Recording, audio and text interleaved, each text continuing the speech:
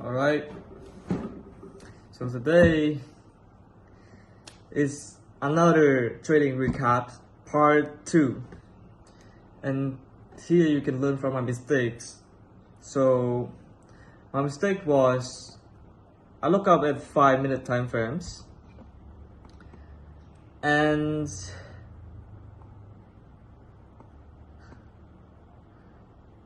I see there's no breakout structure, but I look up at the candlesticks at 4-hour time frame. It was bearish at the beginning, so I thought it's going to move down. But what happens?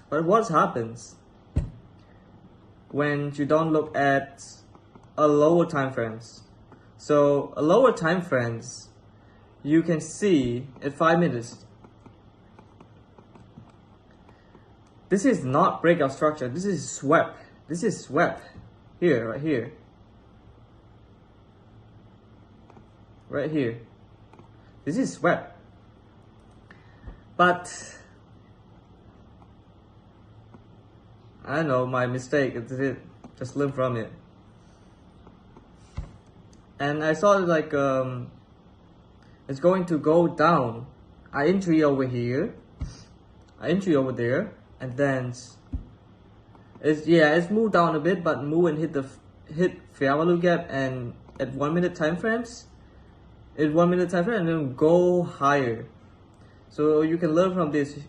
What you can learn from this, if the breakout structure, the candlesticks close above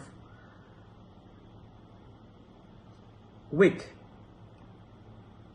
at another lower low, you shouldn't looking for sell.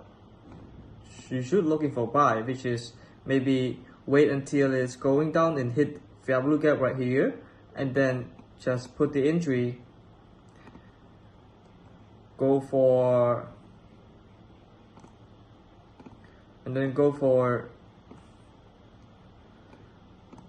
buy side liquidity, which is here.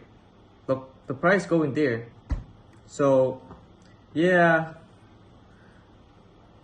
but actually I'm not trading with real accounts. I'm actually doing with demo now and testing all the strategy that I have. So yeah, what you can learn from this guy, be patient before you enter the markets, and unless like take 10 to 20 minutes before entry. This, I just open the chart and then I see, I see the candlestick at 4 hours is bearish, so I thought it's going to move down. But what's happened? It's a reversal candlesticks. So yeah.